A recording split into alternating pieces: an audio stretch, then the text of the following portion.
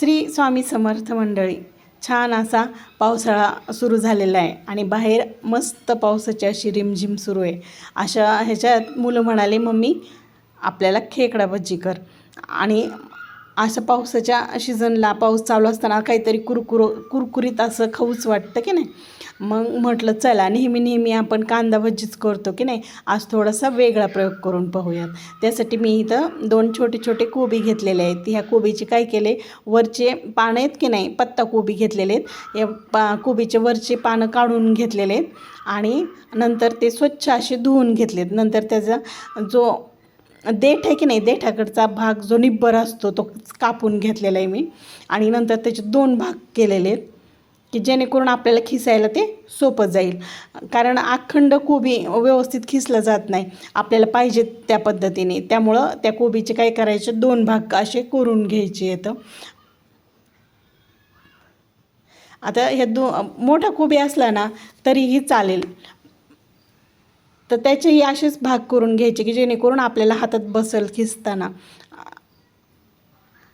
आता हे दोन्ही कोबींचे मी काय केले, 2 भाग करून घेतलेत. आणि आता आपल्याकडे ही अशी वेपरची खिसणी असते की नाही, त्या खिसणीवर काय करायचं, हे कोबी छान खिसून घ्यायचेत.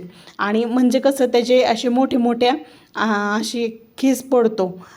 छोटी अशी खिसणीवर खिसायचे नाहीत, असे वेपरच्या खिसणीवरच हे कोबी खिसून घ्यायचे आहेत.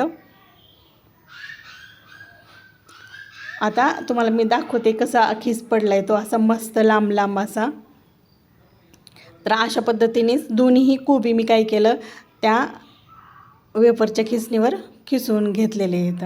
हे कोबीचे भजीसुद्धा एकदम कुरकुरीत होतात बरं का. अगदी कांदा भजी आपण करतो की नाही, अगदी तशीच हे कांद्याची खेकडा भजी करतो की नाही, अगदी तशीच ही कोबीची खेकडा भजीसुद्धा होतात बरं का, कुरकुरीत एकदम.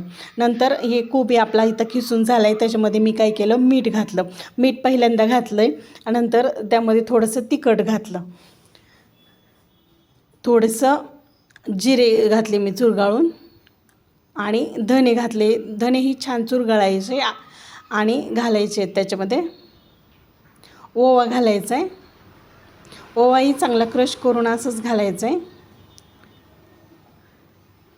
आणि आता हे सर्व काय करायचं आहे, मिक्स करायचं आहे. ह्याच्यामध्ये आपण मीठ आणि तिखट अगोदरच घातलं आहे की नाही, त्याच्यामुळं काय होतं, मिठामुळं काय होतं, कोबीला आपोआप पाणी सुटतं. आणि त्या पाण्यामध्येच आपल्याला काय करायचं आहे, ही भजी करून घ्यायची आहेत. त्यामुळं पाणी सुटण्यासाठी आपण हे छान असं चुरगळून घ्यायचं आहे त्या मिठामध्येच. आणि तिखट मीठही छान कोबीला लागलं जातं अशामुळं. एकदम छान असं चुरगळून घ्यायचं आहे, चांगलं पाणी सुटेपर्यंत त्या कोबीला. आणि या ठिकाणी मी आता इथं काय केलं आहे, हिरवीगार अशी कोथिंबीर घालून घेतली आहे. नंतर त्यामध्ये काय करायचं, आता पाणी सुटलं आहे की नाही कोबीला, नंतर त्याच्यामध्ये काय करायचं, जसं लागेल तसं बेसनपीठ घालायचं. एकदाच बेसनपीठ टाकायचं नाही.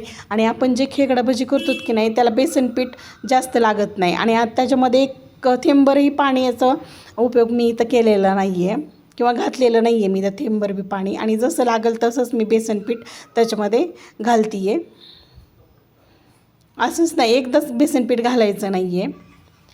आणि आता या ठिकाणी मी काय केलं, शेवटी याच्यामध्ये खाता सोडा घातला आहे. खाता सोडा हा सगळ्यात शेवटी घालायचा. कारण का, तर पहिल्यांदा जर आपण खाता सोडा घातला ना, तर आपल्याला हवे तशी कुरकुरीत हे भजी होत नाही. आपल्याला ज्यावेळेस हे तळायचे त्यावेळेसच काय करायचं, खाता सोडा घालायचं आहे. आणि हे छान असं मिक्स करून घेतलं आहे मी. मला आणखीनही थोडं पातळ वाटतं आहे, त्यामुळं मी त्यामध्ये अजून थोडंसं बेसनपीठ घातलं आहे. आता आपलं इथं मस्त पीठ असं मिक्स करून झाले बेसनपीठ कोबीमध्ये. आता मी इथं काय केलं, गॅसवर कढई मांडून घेतली, त्याच्यामध्ये तेल घातलं आहे. आता तेल छान असं इथं काय झालं, गरम झालं की त्याच्यामध्ये काय करायचं आहे, हे भजे सोडून घ्यायचे. आता हे आपण खेकडा भजी करतो आहे की नाही, मग ह्याला असं काही नाही आकारातच सोडावेत असं काही नसतं. ते आपल्याला पाहिजे त्या पद्धतीने आपण त्यामध्ये सोडले ना तरी चालतं. म्हणजे त्याला छान असे काय होतं, काटे तयार होतात. आता या तेलामध्ये मी काय केलं, सर्व भजे सोडून घेतलेले आहेत. आणि ते एका साईडने छान असे तांबूस रंगावर आले की नाही, मग ते उलटे पालटे करून घ्यायचे आहेत. आणि छान तेलामध्ये तळून घ्यायचे आहेत. एकदम कुरकुरीत होईपर्यंत हे भजे तेलामध्ये तळून घ्यायचे आहेत.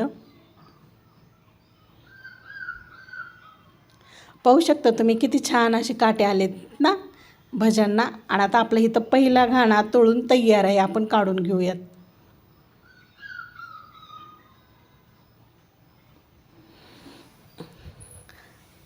आता इथं शेवटचा घाणा पण ह्या तेलामध्ये सोडून घेतोय. आता तेलाला पहिल्यापेक्षाही छान असा इथं ताव आलेला आहे. त्याच्यामुळं काय झालं आहे, इथं भजे पण पण हे भजे तळताना मात्र गॅसची आस ही मिडियमच ठेवायची, की जेणेकरून आतपर्यंत हे भजे कुरकुरीत असे तळले जातील. आता आपला शेवटचा घाणाही इथं तळून तयार आहे. आपले इथं खेकडा भजे तळून तयार झालेले आहेत. आता भजे म्हटल्यानंतर त्यावर मिरच्या तर पाहिजेच की नाही. त्यामुळं काय करायचं, त्याच गरम तेलामध्ये मी काही मिरच्याही तळायला घातलेल्या आहेत. त्याच तेलामध्ये मिरची छान तळून घ्यायची आणि त्याच्यावरती काय करायचं, थोडंसं मीठ भुरभुरून द्यायचं, नाहीतर मिरची आळणी लागते किंवा जास्त तिखट लागते. आणि आता ही मिरची भज्यावर घालून घ्यायची. वाव, काय मस्त झालेत भजे आणि मिरची. आणि बाहेर पाऊस मस्तच. आता अशा पद्धतीने या पावसाळ्यामध्ये तुम्ही ही कोबीची खेकडा भजी करून पहा आणि कसे झालेत मला कमेंटमध्ये सांगा. आणि आपल्या चॅनलला नक्की सबस्क्राईब करा. बाय.